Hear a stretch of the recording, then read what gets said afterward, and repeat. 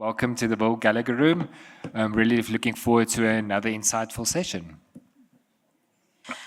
So coming up in this session, we are going to be listening to a presentation titled How AVs Are Revving Up Changes in South Africa.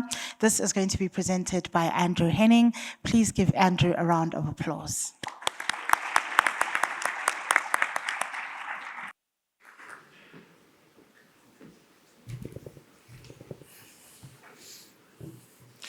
Thank you for that kind introduction, and thank you for ASA for allowing me the opportunity to speak to you today. So I had a lot of, I think 3 people came up and asked me, what are AVs? Was it meant to be EVs? What's happening here? So I'm not talking about EVs. I'm talking about AVs in the sense of autonomous vehicles. So vehicles driving themselves. So I would like you for a moment to imagine, well, what would it be like if you were to leave the Sandton Convention Center and climb into an AV, autonomous vehicle? How would that feel like? And that's exactly what we're going to do. So, well, not drive the vehicle, but I'm going to ask everyone to take out your phone. On the app, there'll be a poll running where we'll ask a couple of questions and just see what the sense in the room is. So the question is, well, if you have the opportunity to take a ride in an AV, let's say in the surrounding areas, 15 minutes, 20 minutes, would you be willing to take that ride? So I'll just give a moment for everyone to vote.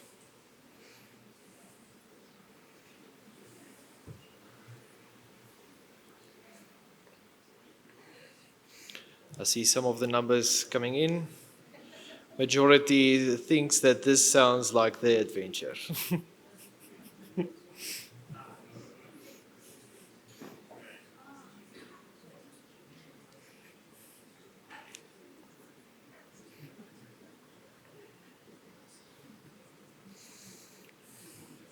Just give a few seconds for the last votes to come in. So far I see definitely most people are joining me on that ride. and some have watched a lot of movies. Okay. Okay, great. Thank you for that. So we can see from the poll that the majority of you said that you'd actually like to go on this ride, and some of you are indifferent and some of you are afraid. Now, I would say if you fell into the latter 2 categories, you are not alone. The American Autonomous Association actually ran the study for some of its members in the US and came up with the results that you can see on your screen. So interesting enough, the crowd that we have here is way more trusting of the technology at the moment and way more willing to climb into the car. I don't know if it's a good or a bad thing, but just maybe it's interesting to note. So, according to the survey that you can find in the source below, most people are afraid and unsure whether they trust these vehicles. However, there is a 9, 10%, 13% proportion of the people that do actually trust it. So well done to everyone here. I have one last question though that I think it will be an interesting one, and that is, well, how long do you think it will be before 5% of the vehicles on South African roads will be autonomous vehicles?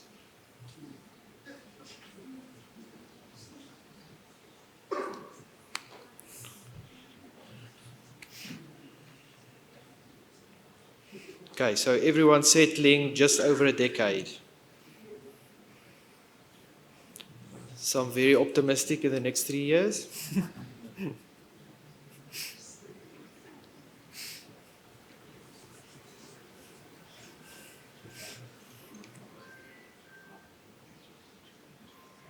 Okay, interesting. So I think it's pretty unsure at the moment. As we'll see in the talk, the technology is rapidly advancing, and we're seeing a lot of these advancements in the industry and driverless cars. So I see the majority voted between 10 and 15 years, some less, some a bit more. So with that, let's talk about what's happened in the rest of the world, what is currently happening in the space of autonomous vehicles. I'll start off with probably the leader in the US, which is a company called Waymo. Waymo is formerly known as Google Self-Drive. You might remember them as having these cars in the Google headquarters driving around and kind of doing their thing without drivers. This is a service that's available on a mobile app. You can, like an Uber, request a ride at any time. A driverless vehicle, as you can see on the photo on the top right, that's actually in flight where the vehicle is driving, will come to you, you'll jump in the car, and will take you where you need to go. Now, these operate across various key areas in the US, often in all cases restricted to certain geographical zones, so main city areas where they've got certain requirements and ring-fenced around it. We have about 250,000 autonomous rides per week that they're doing in terms of volume, where it's completely driverless. All vehicles are electric vehicles. These vehicles have the ability, once they depleted and they need a charge, to drive up to a charging station where a human will plug them in to charge. So I found that quite interesting. Just to give you a sense of mileage, on the screen you can see key areas around the US where they've operated, how many millions, these are millions of kilometers. So Phoenix leading the charge with 74 million kilometers done in driverless vehicles. So as you can see, volumes are quite significant already, with areas like San Francisco, Los Angeles, and Austin, Texas, also seeing significant numbers. On the right, you'll see some indication of where Waymo is planning to expand, places like Miami, Atlanta, and Washington. So clearly we can see a lot of these driverless vehicles already on the road and operating in a day-to-day society. If we take our attention to the other side of the world, we've got Apollo. Apollo is Baidu's, their service and autonomous vehicle service in China. So similar scale to what we have with Waymo, around 170,000 autonomous rides a week.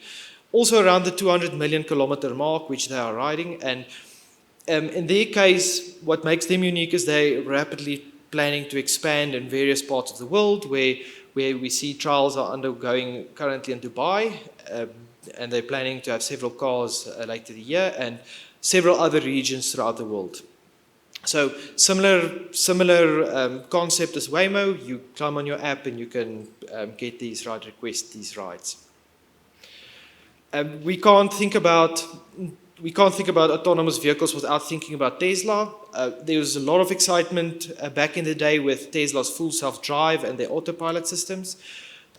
Just thought I'd mention the ramp up to full autonomous driverless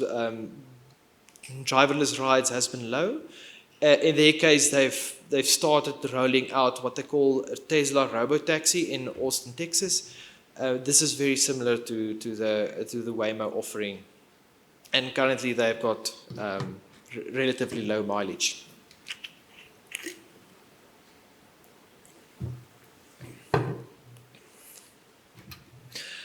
I do want to take a minute to stand still at commercial trucking. So in the US, we've seen several issues when it comes to commercial trucking, especially in the perspective of insurance companies. So this is taken from the Milliman Commercial Auto Statutory Financial Results. What are some 4 issues that people are seeing in trucking when it comes to insurance? So premium rate increases, just seeing insurance premiums skyrocketing, loss ratios increasing, adverse developments, and just social and litigious inflation all over the show.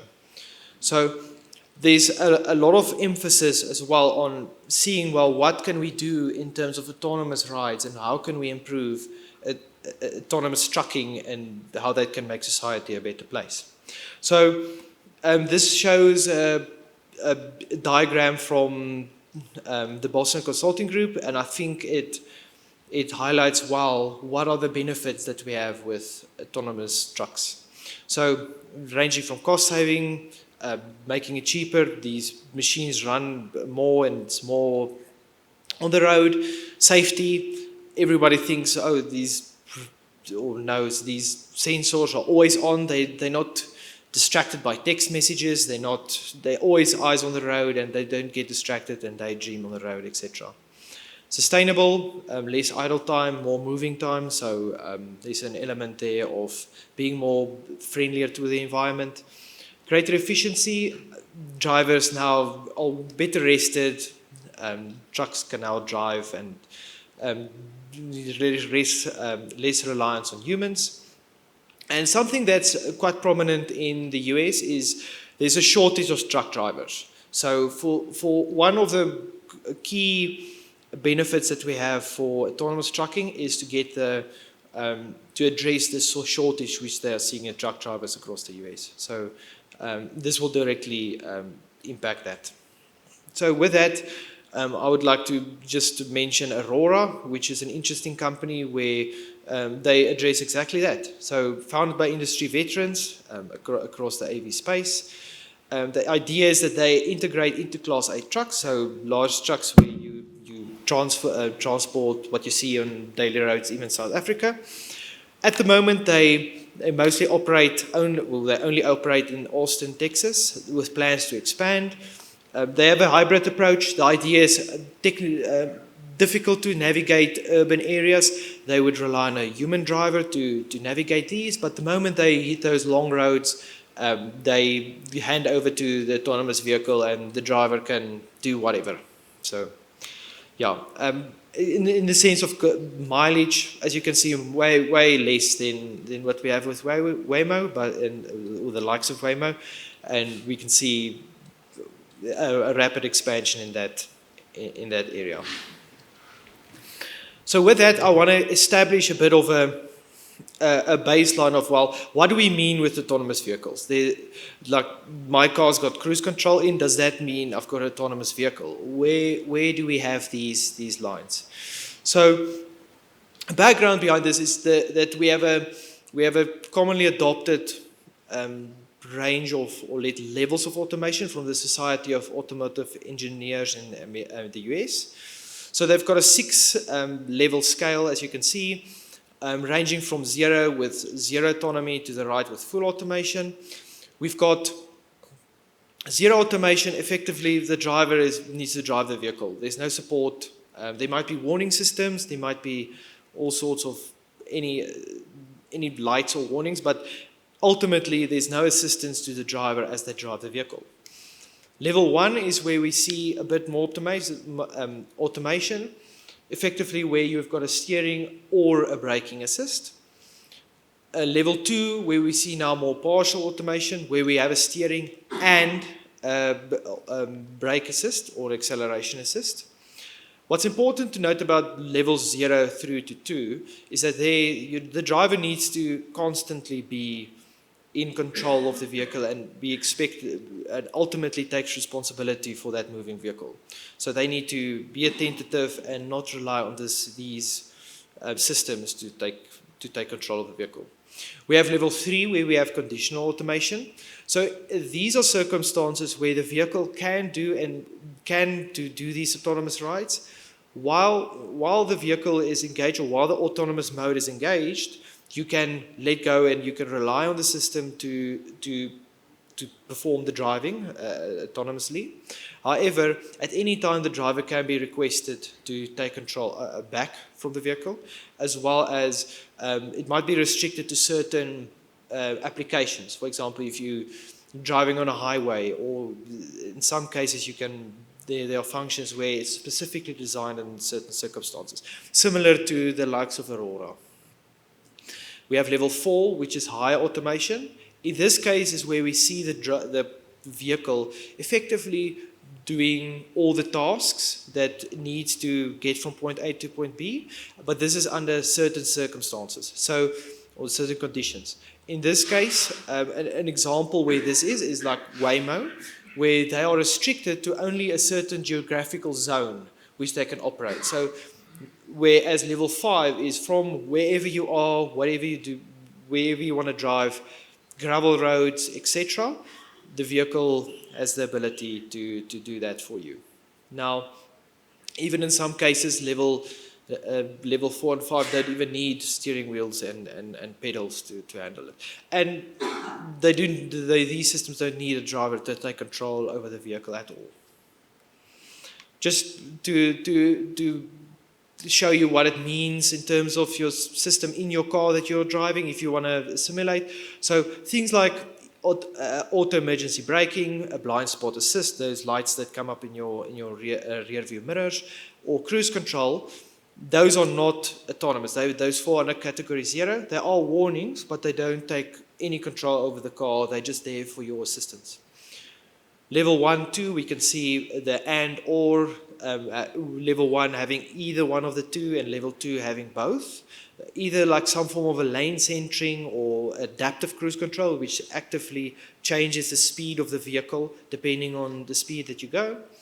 Level 3 is where we see that conditional automation, where we have, let's say, traffic jam pilot. If you're in traffic, it can drive for you and perform certain tasks, either hands-free driving, etc. Level 4, where we saw these Waymo taxis and those kind of things. No one has reached level 5 automation as of date. The highest that we see is a level 4. With that being said, we can just plot, well, where are the manufacturers stacking up? So in South Africa, production vehicles that's available all fall under category, the highest category is category 2 or level 2 of automation. So we don't yet see automation of the likes of level 3. We have certain brands you might recognize in our market. They have released level 3 ability in certain markets like Germany, where on a highway driving, you can drive up your car at a speed of 95 kilometers an hour under certain conditions on the Autobahn, and that counts as a level 3. And then level 4, those people we've mentioned before. Just to touch on, well, how do these vehicles operate? The systems, as you can imagine, are very complex. There's a lot of literature about it and several discussion points. It's useful to think about it in the four different modules that's consistent with across at least a consensus of how these systems work. It's a perception module. These are the scanners that scan your area and generate an environment of which the models can operate on. We have a prediction module. This is a module which, based on the perception, will go and see, okay, this car is moving, where is it likely to go? Is it likely to turn because its blinker is on? Will it brake because the brake lights are on? That module deals with prediction. We've got a planning module. Well, I need to go to the right. How will I execute this turn and head to my destination? And a control module. This is the actual, how do I relay a message from this computer system to my vehicle where I command it to accelerate or to brake or to turn, etc. So I think the question on many people's mind is, how safe are these vehicles? Now, in this crowd, we can see a lot of people think they are very safe, but let's see what the studies show. So I've included a screenshot from Waymo's website. It's important that Waymo says that Waymo's cars are safe. It's a bit marking your own homework, but I still think it's very useful to look at what they are reporting and what they are seeing. So you can see overall crash reduction and generally see a significant decrease. Note though that the physical absolute amounts are low, the crash data is low, but still we can see compared to human drivers there's an element of reduction. We can also see crash reductions in terms of cyclists or pedestrians. That's also been relatively significantly reduced. There are studies available that go into more detail and to explain what they've seen and analyze the data from a more from an independent perspective, published articles all around the show. I would like to spend a few minutes just to talk about this specific one where this study actually compared, well, how do we compare what the autonomous vehicles have been doing compared to what the human drivers have been doing. So, simply stated, the methodology of the study was to create two groups, a case group and a control group. Case group being, well, these are the autonomous vehicles on the road, and the control group, the human drivers, using accident data. The idea is to see, well, what are the characteristics that we see, how does the characteristics compare to where we see crashes occurring with these vehicles, and to try and establish, well, what are the different factors that we deal with here. So just to show kind of the lay of the land with the study, on the left hand side you can see the case group, that's the autonomous vehicles. This is split between level 4 and level 2 crash data. You can see roughly the same distribution, a 50-50 split, but where we have significantly lower crash data compared to the humans on the control group. So the number that you see there is the actual number of incidents which was recorded. Now, interesting enough, we have a few odds ratio that came out of this study. So what you're looking at, the number there is that if you compare the probability of an AV compared to human, you would apply the odds ratio to see, well, what's the ratio of the probability of an AV being in an accident under these circumstances. So as an example, if we take the first line item, rain, where we see 0.34, that means that the probability of being in an accident in an AV is 0.34 that of a human driver. So a third, 2/3 less chance of being in an accident when in rain, when you're in an AV. So the study talks about how in this particular circumstance we have LiDAR sensors which pick up, can see better than the human eye, and attentive, and the cameras being sensitive, actually seeing compared to a human. But what was interesting on the contrast is that in low light conditions, especially where we have a transition from dark to light, or light to dark, that last hour or two of the day, we can see that the AVs have seen a significant increase in crash incidents under those circumstances. We could speculate, but one of the things that the study goes into is around, well, the sensors not being able to adapt quick enough to the light changes at that point in time.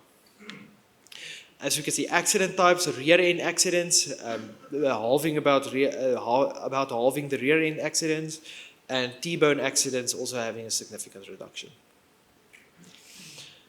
Also interesting to see what is the pre-accident maneuver that's happening from the perspective of the crash data.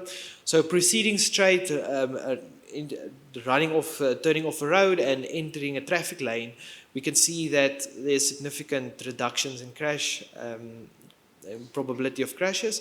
However, again, AVs see that we have some form of anomaly that's happening where crashes are occurring when it's more risky or more probabilistic for an AV to be in a crash while it's turning. So I've seen a couple of videos of AVs doing weird things, and they can just crash into a car, etc. That's kind of the thing that's happening here. And then backing up, we can see again a reduction in it. A very interesting study, or the thing that the study highlighted, was around, well, we focused on how safe does the AV driver and how does the AV itself handle these circumstances. But how does that the alternative way to see this or to look at is to say, well, how does an AV on the road now impact the human drivers that we see around it?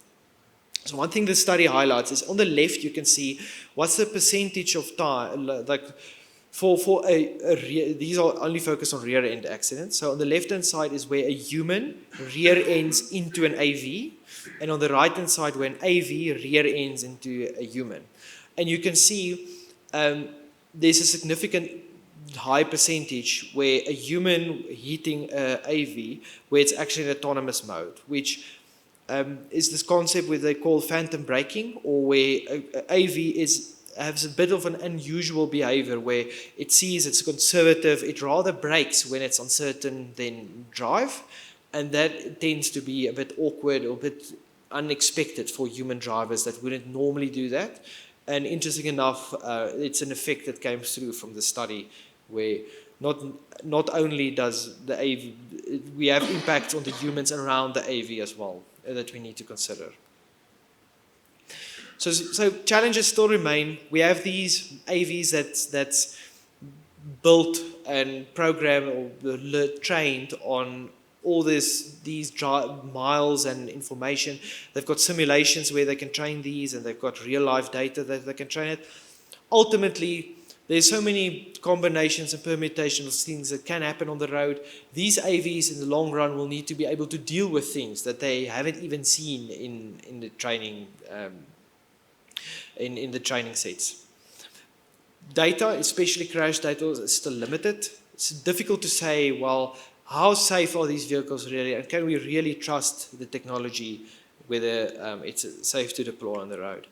There are some studies that show that some millions and even billion more miles are required to prove that AVs are finally trustworthy and statistically shown to be safer on the roads. And just throughout the systems that we've mentioned earlier, these are not perfect. They are still, there's still a bit of development that can go a long way to reduce accidents and to make these systems a bit more efficient and reliable. So, as actuaries, we wonder, well, what does that mean for me as an insurer? So let's, for a moment, talk about, well, how do we quantify the risk? If we had to insure AVs tomorrow, how would we quantify this impact on our book?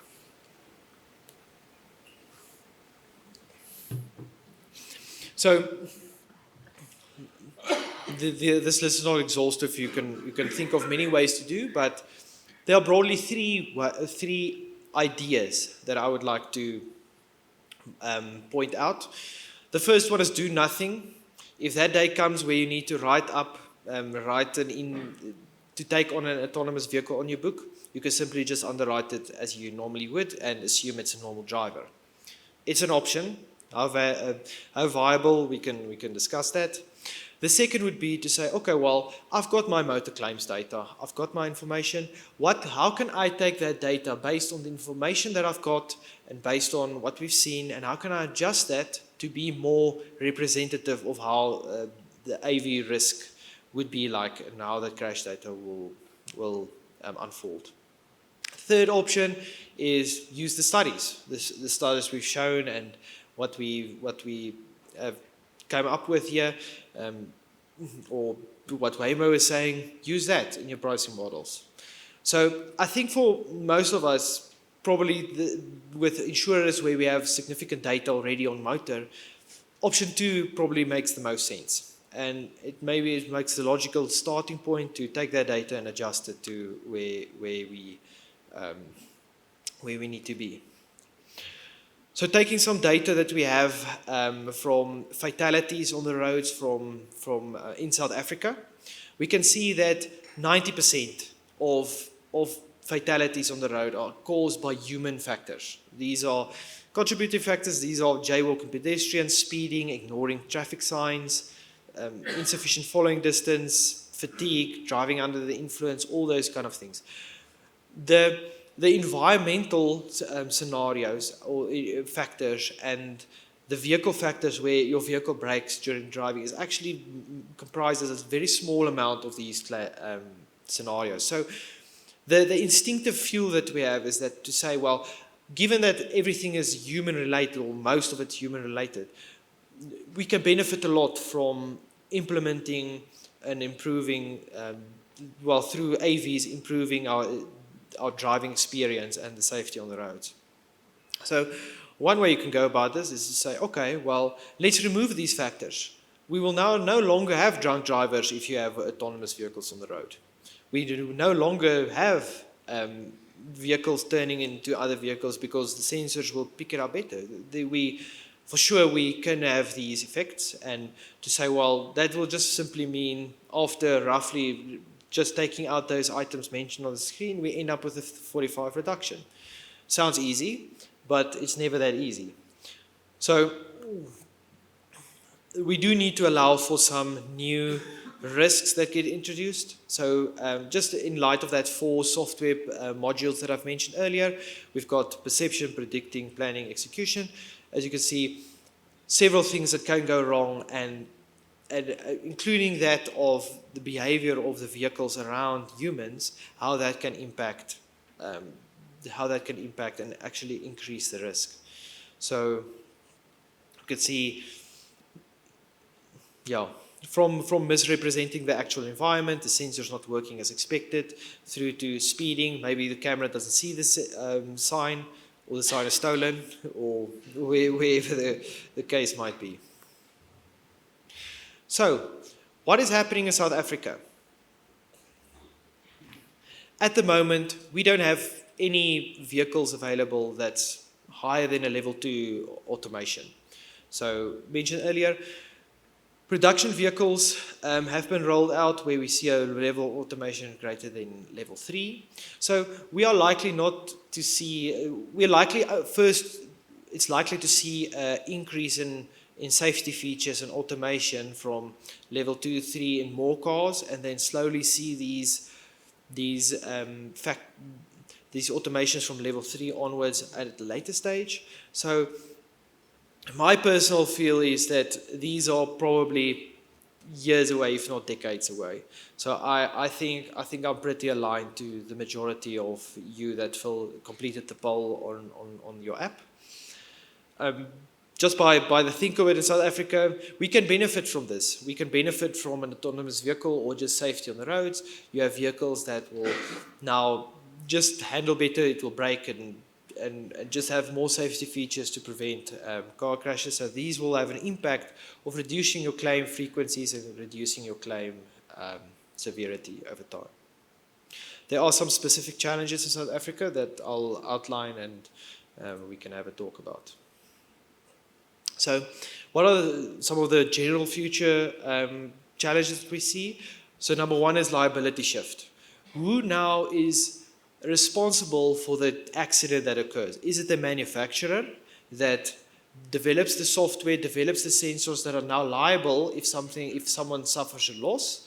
Or is it down to the human that could have taken control and could have intervened? So 2 cases that we've seen in the US, I think there are not many, but 2 that I'll highlight here. The first on your left-hand side is a case where we had an Uber self-driving vehicle. The person spent a lot of time on Netflix or some streaming platform while this vehicle was operating, although the expectation was that the user had to be attentive at all times, even though the vehicle was capable of driving most of the road. And we can see down the line, this what happened recently in the last few months, where the verdict was out. But you can see this Uber driver, after all these years, actually pled guilty against this charge. So clearly a case where reliance was placed on a vehicle, and the driver or the user that could have taken control or was supposed to be in control got in trouble. Another case of Cruise, where they had an autonomous vehicle crashing into a pedestrian. It caused a fatality and the car failed to recognize the crash. It also didn't notify authorities appropriately, and I think the car proceeded to move and drive like normal for a few meters before coming to a complete stop, where there was someone in the vehicle busy with taking an autonomous ride. So real scary stuff that can happen, and a clear malfunction of the sensors and the features of the car. So what about South Africa? So let's talk about liability in South Africa. So we don't, as you all know, We don't have, we have the road accident funds that covers all third-party bodily liability claims. So the question is, well, is that framework ready for AVs? Is it ready to deal with this? Do you think it's fair for the road accident fund to now have to foot the bill for where AV or any autonomous vehicle is at fault? So even in the case where I've read there's a recent chatter around the new road accident benefit scheme, even there where they want to move to a no-fault system and pay out bodily claims, even in those circumstances, some changes are required, as I wouldn't expect that to necessarily work well. So on the positive side, though, for the road accident fund, this will mean a reduction in claims if the technology is proving to be as safe as we saw in the studies, or at least the indicative studies. But there's still a bit of ambiguity around who's at fault. Is it the user that could have taken control? Is it not? And was it just humans taking shortcuts with AI that's not there yet? I think it's worth mentioning that these are far down the line, but it's worth thinking about them now. We see technological innovation that's rapidly outpacing legal development, changes in legal frameworks. So at the moment, I guess it makes sense that road frameworks are not drafted with any AVs in mind. So an AV can't climb out of the vehicle and take out a triangle and place it there if it's broken down. Or honestly, I don't know what a traffic officer will do if it pulls over an autonomous vehicle. You can just imagine that case. Well, interesting enough, I saw an autonomous vehicle when I was when I was in the US for a conference, and for me, maybe I should have recorded. I was completely bewildered. I haven't heard of it, and the next moment I see this driverless vehicle driving next to me. So I can just imagine a speed cop, as they call it. Coming back to the poll of the robots or people having malicious intent, what about cybersecurity? You have these vehicles driving around everywhere, connected to the internet. Well, what prevents a malicious person or malicious entity just to connect to it and, grind an economy to the halt? Or you can imagine the possibilities. So clearly some issues there. Around the data, it's now you have this vehicle, you are the owner of this vehicle, but who owns the data? Can the insurer have a claim on my data that my car is recording with all my sensors to defend a claim against me, or to either accept or deny a claim? Is it the manufacturer that has a hold of this data and that can delete it? Who's handling and whose responsibility is that, and what does that mean?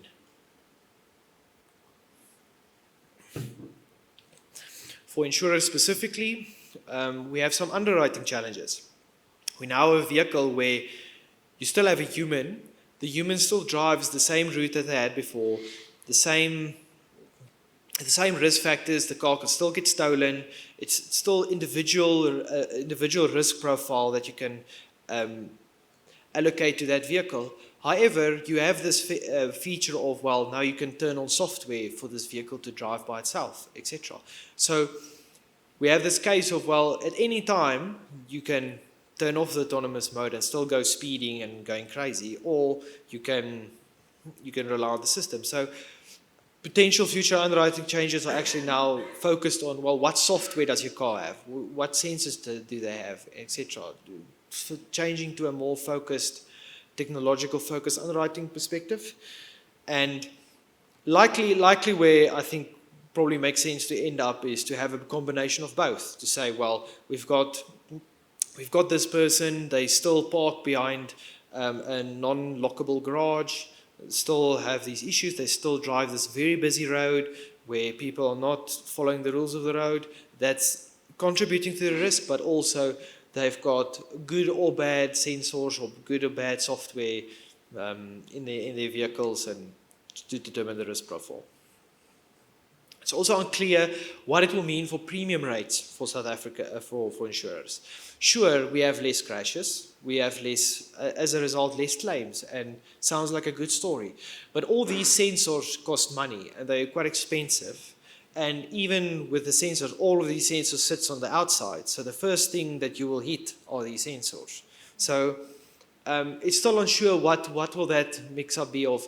You have this increase in claim severity, but then the frequency will clearly come down. Interesting, if you look at the rides that Waymo costs compared to Uber, Waymo is actually more expensive in the US to recoup these claims. They use these Jaguar E-Pace vehicles, which are probably not cheap. Well, they are not cheap in their own respect. But as you can see, that even there, we don't have not a clear sense, and these vehicles are expensive. So talk about claims process, so for insurers. So now, imagine this, you have a claim come in, you have video footage. Let's first get around who's got ownership of the vehicle, but ownership of the data. But now you've got this full video access. You can clearly see, oh no, this guy ran the red light or ran the stop street. He even said he's going to do it, and then he was in a crash, and now he wants to claim. You can clearly, so there's a potential for this claims process to move from a eyewitness account and a fuzzy kind of thing to a more objective data approach perspective. And you can imagine if you've got all these sensors, you've got 5 angles of the crash occurring, you can much easily determine, well, what happened there. Safety and customer protection. This is an interesting one. I think the AV manufacturers are being very conservative in the way they roll out. It seems that the feeling I get is that there is a high standard placed on AVs. So what that means is that even though we can still say the AVs are for sure safer than many people on the roads, you can imagine yourself. There's just one crash or one incident that occurs of where thousands occur on the roads daily or weekly or whatever. We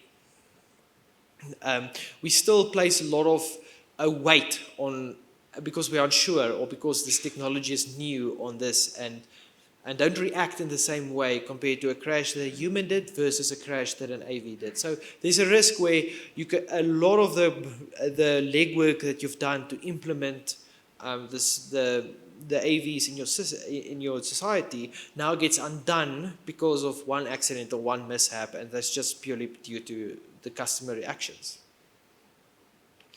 Another interesting one is a new emerging insurance needs. We've seen the case of Cruise where they were sued for a defect in their own system. So now manufacturers of these AVs will potentially look at insurers to say, well, how can we insure these risks, and will you be able to mitigate some of these risks we take on as manufacturers, which we don't have in the industry at the moment. So definitely something new where the shift moves to insuring these large car manufacturers. And I think also the fact that the car manufacturers are big and everyone knows they have a bit more cash than the random guy that just rammed into you, well, most of the times. It's also easier to sue these manufacturers, and the upside is higher, so it just attracts more of these claims. So definitely something interesting. Other challenges, and if we shift our focus to that, what we mentioned, the commercial trucks. So, but the same applies to these AVs. They threaten job cuts. And I said there non-zero chance that this could lead to riots, protests.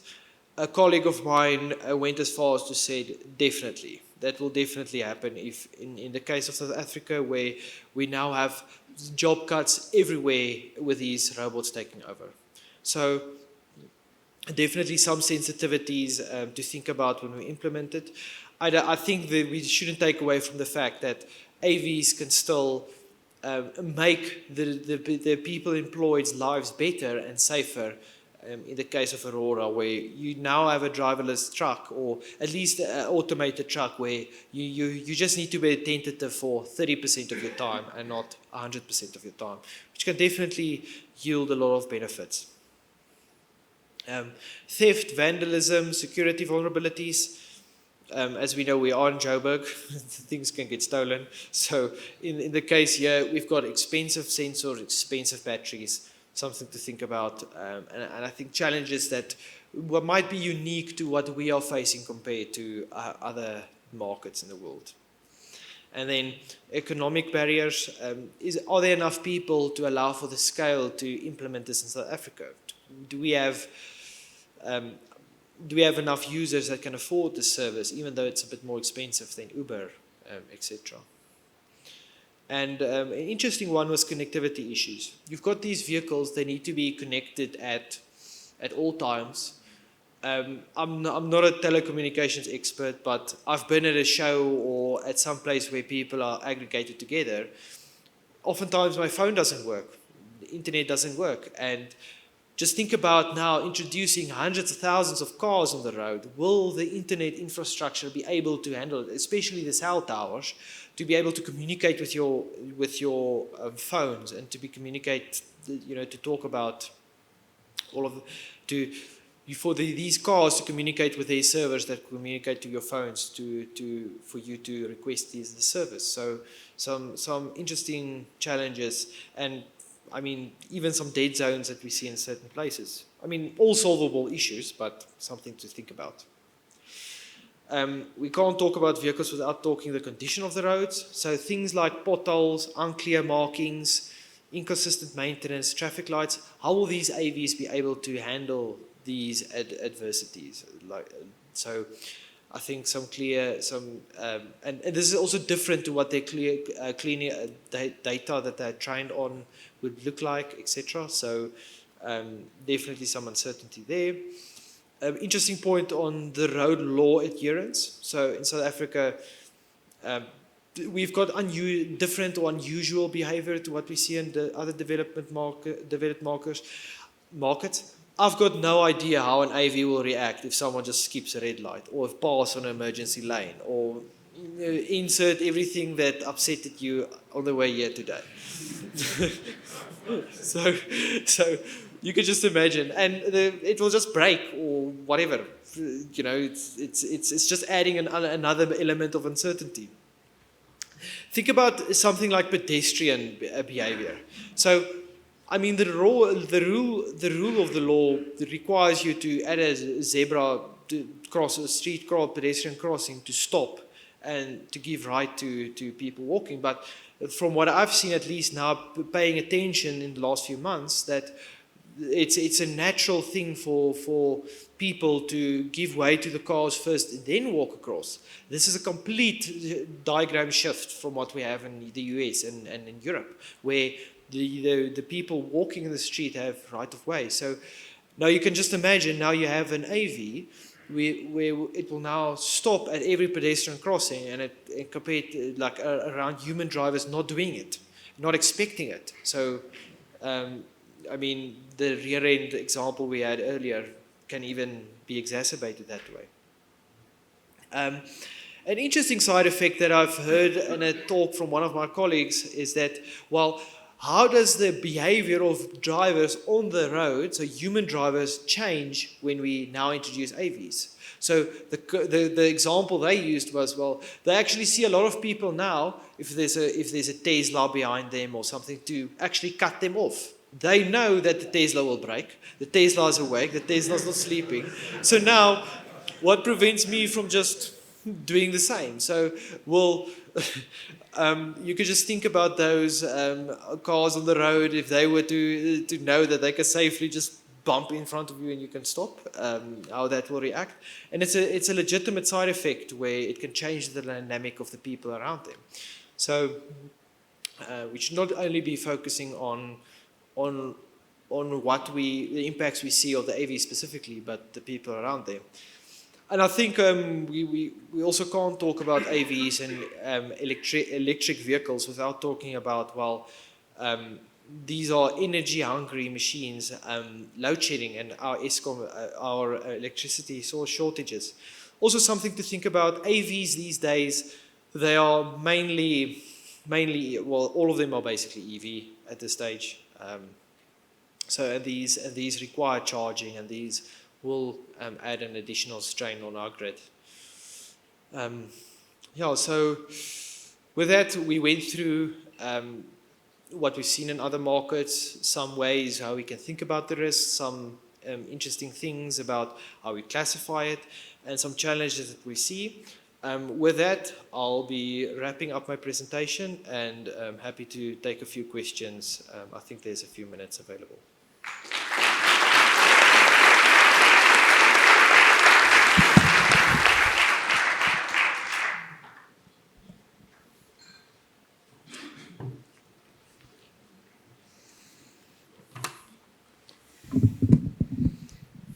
Thank you. Thank you for your chat this morning. I'd just like to know some of the data constraints that you were mentioning, like who owns the data. Does the level 1s and 2s not already have some sort of sensor? I mean, to be able to have that automatic cruise control, you should do some sort already have some data to help for claims handling processes to be a bit more data driven. What is currently happening in South Africa for levels 1s and 2s? I think the first thing that pops into my mind are these telematic devices that insurers install in your vehicles. I know they are pretty neat in terms of picking up your movement in the vehicle and braking and doing all sorts of things. So that's definitely information. These days we have apps with accelerometers in your device, etc.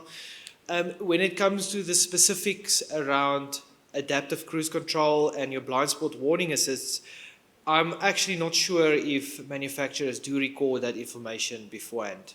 I've got no idea. I would imagine my blind spot assist doesn't get recorded in a log of my car. Maybe in the cases of I would say adaptive cruise control. Not sure in those cases, but I would imagine it's very much a turn on, turn off, maybe save a very short period of time. It's to be confirmed. Yeah.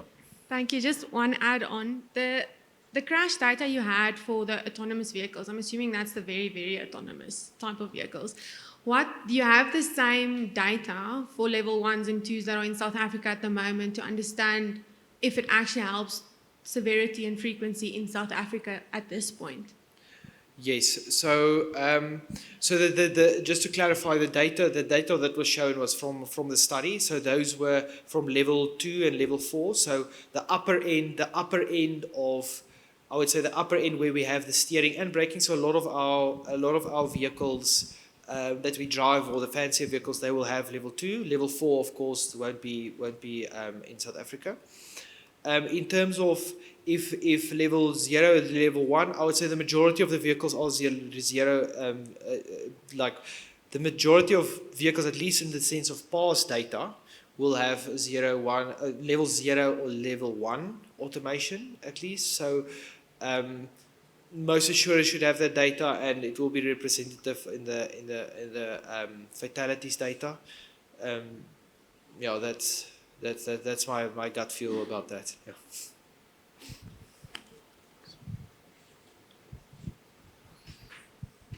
Is this on? Hi. Just in terms of the pace of adoption, would you expect the road freight industry to go autonomous vehicles faster than the general consumer, especially in the light of the fact that, when you mentioned the road accident fund, I mean, the road freight industry actually heavily cross-subsidizes the road accident fund. And I'm wondering if that would be a driving force as well behind them adopting autonomous vehicles. Sorry, I'm struggling a bit to hear. Can you repeat that, please? Yeah. So would you expect the road freight industry to have a faster pace of adoption of autonomous vehicles, in light of the fact that they actually cross-subsidize the road accident fund, provide quite a significant cross-subsidy to the road accident fund? Yeah, I mean, when we get to that stage where we cross these barriers of I would say, cross these barriers of, well, now we have a vehicle that's available on South African roads.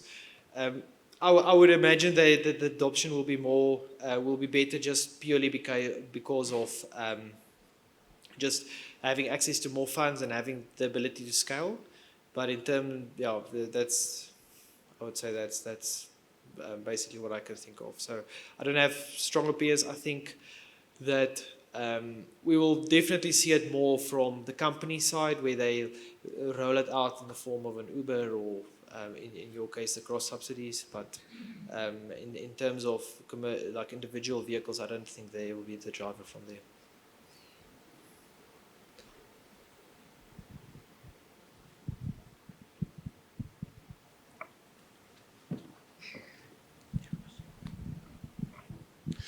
Yeah, thanks. So with regards to the concerns about whether they'll adapt to the conditions in South Africa, is it not just a matter of training, these vehicles? You just bring them here and then you train them with the data and how things work here? Yes.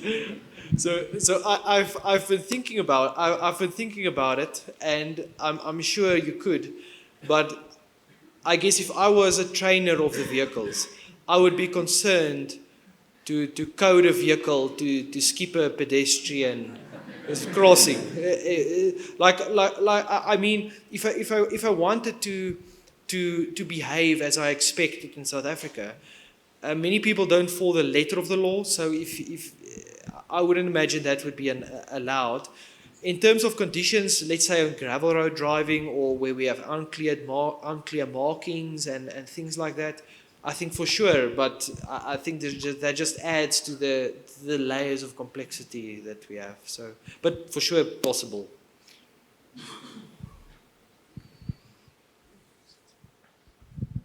Hi, Andrew. Thanks for the presentation.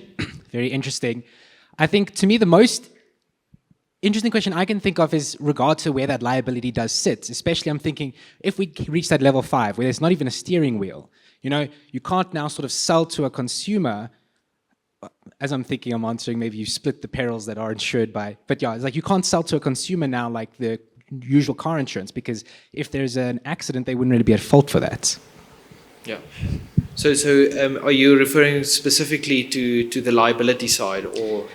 I suppose, yeah, I mean, so, yeah, when sort of, because, now when you sort of insure an individual or a person's vehicle, you're insuring them for, if they sort of get into a crash and whatnot. And I wonder, again, how do you sort of sell to, say, I think of like my mother when I think, okay, there's an accident with the vehicle, she wasn't responsible for it, but she's got to pay insurance premiums for if the vehicle messes up. So yeah, I guess it is like the liability side of that. Yeah. I guess you can see a perfect world where if this car is foolproof and you have no control, you have no duty as a driver, for sure, then the liability could sit 100% with the manufacturers. For sure, I think that's the case. I don't know how it will look like if there's some sort of requirement for you to maybe service your vehicle or have it checked out and cleaning a sensor or a camera. That's something I can think of. But for sure, I would imagine as much as you take control away of the driver and you put it in the hands of these machines, that for sure we will see that movement.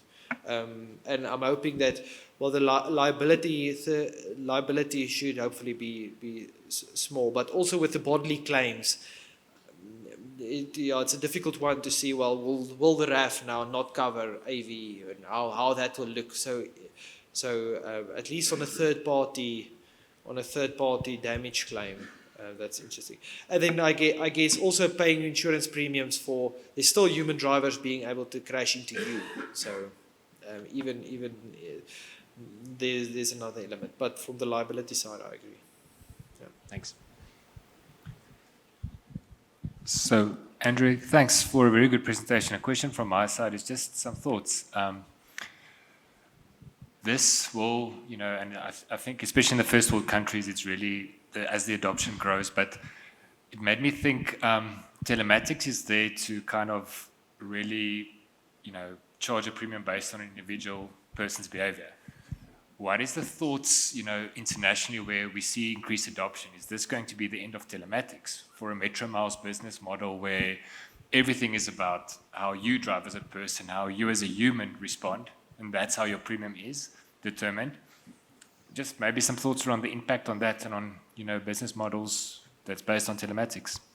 Yeah, that's very interesting. Thanks for the question. I haven't thought about it that way. So I think the initial thoughts that I've got is that, well, where you have telematics that address that specific profile, that will still be relevant for those vehicles, those people that don't have these AVs. But that will, I don't necessarily think it will be the end, because I've got no idea how it will look like if we have a full adoption. In terms of the AVs, I can certainly see a world where you as an insurer might not have access to, like you can have access to the data and build a model around that and get some information on that system. Although I would imagine that the moment you have a vehicle where everything is a bit more homogeneous, how the vehicle's going to react, and maybe extend it even to where vehicles can communicate, that the data will probably be less interesting, because the vehicles will be of a similar risk profile. Maybe easier to insure then, but I think for sure an impact with that if we see a bit of a more mass adoption.